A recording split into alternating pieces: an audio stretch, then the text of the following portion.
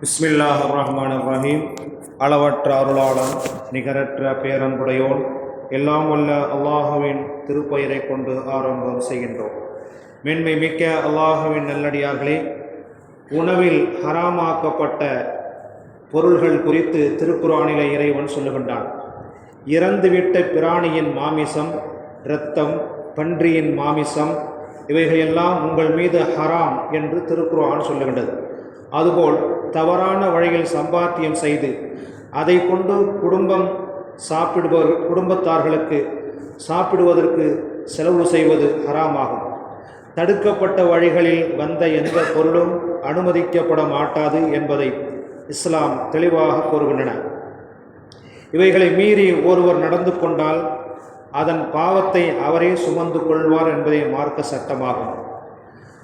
அப்துல்லாஹ் இப்னு மஸ்ஊத் ரலியல்லாஹு தஆலா அன்ஹு அவர்கள் அறிவிக்கின்றார்கள், ஒரு அடியான் ஹராமான பொருளை சம்பாத்தியம் செய்து அதிலிருந்து தர்மம் செய்தால் அது ஒப்புக்கொள்ளப்பட மாட்டாது.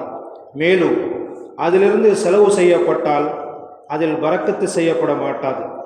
மேலும் அவனுக்கு அது நரகத்தை அதிகப்படுத்தியே தவிர அதை தனது முதுகுக்கு பின்னால் அவன் விடமாட்டான். நிச்சயமாக அல்லாஹ் தீயதை வைத்து தீயதை அழிக்க மாட்டான், என்றாலும் நல்லதை வைத்தே தீயதை அழிப்பான்.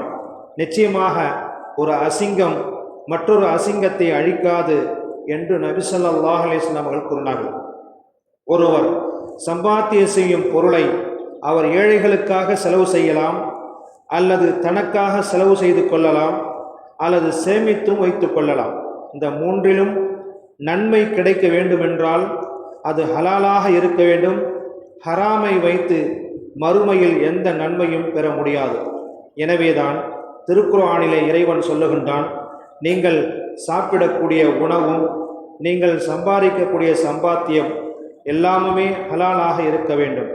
யா ஐயுஹல்லதீன ஆமனு, நம்பிக்கை கொண்டவர்களே, குலு மின் தையிபாத்தி மா ரஸக்னாக்கும், உங்களுக்கு நாம் ரிஸ்க்காக வழங்கியவைகளிலிருந்து ஹலாலானவைகள் எதுவோ அதை சாப்பிடுங்கள் என்பதாக திருக்குர்ஆனிலே இறைவன் நமக்கு சொல்லி காட்டுகின்றான். மேலும் தடுக்கப்பட்டவைகளிலே மிக மோசமான ஒன்று மது. அனாதைக்கு உரிமையான மது எங்களிடம் இருந்தது. அல் மாஇதா அத்தியாயம் இறங்கிய போது அந்த மதுவை பற்றி அல்லாஹ்விடம் தூதரிடம் கேட்டோம். நான் நிச்சயமாக அது ஒரு அனாதைக்கு சொந்தமானது என்று கூறினேன். அதை தரையில் ஊற்றிவிடுங்கள் என்று நபிகள் நாயகம் ஸல்லல்லாஹு அலைஹி வஸல்லம் அவர்கள் கூறினார்கள்.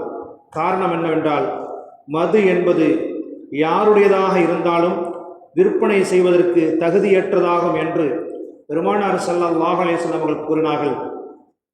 பன்றியின் இறைச்சியும் இறந்துவிட்ட பிராணியின் இறைச்சியும் இரத்தமும் எப்படி ஹராமாக்கப்பட்டதோ அதுபோன்று மது தீமைகளின் தலையான ஒன்றாக இருப்பதின் காரணத்தால் மது அருந்துவது ஹராம் என்பதாக திருக்குர்ஆனிலும் ஹதீஸிலும் நமக்கு சொல்லப்படுகின்றது.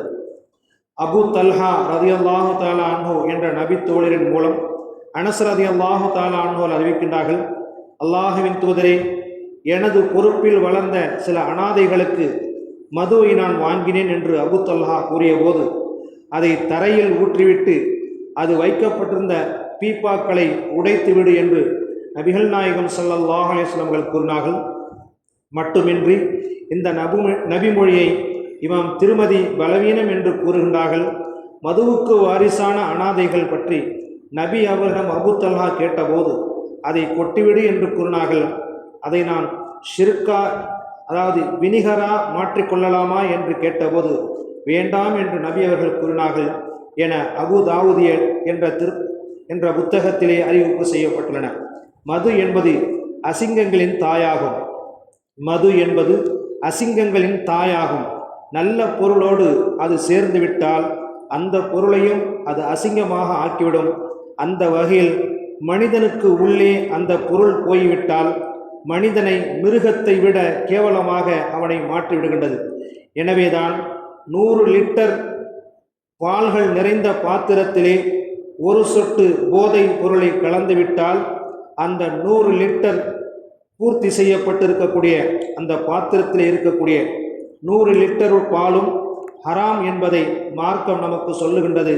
குல்லு முஸ்கிரின் ஹராம், போதை தரக்கூடிய அனைத்துமே ஹராம், தடுக்கப்பட்டது என்பதாக மார்க்கம் நமக்கு சொல்லுகின்றது.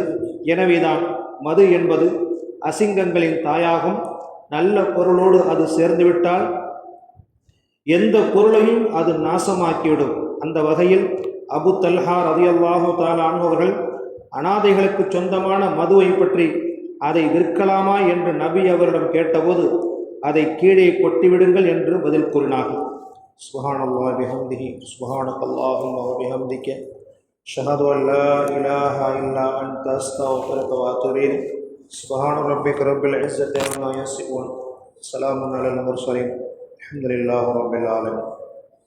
ஸல்லல்லாஹு அலா முஹம்மத் ஸல்லல்லாஹு அலைஹி வஸல்லம், ஸல்லல்லாஹு அலா முஹம்மத் ஸல்லல்லாஹு அலைஹி வஸல்லம், ஸல்லல்லாஹு அலா முஹம்மத் யா ரப்பி ஸல்லி அலைஹி வஸல்லம். அஸ்ஸலாமு அலைக்கும் வரஹ்மத்துல்லாஹி வபரகாத்துஹு.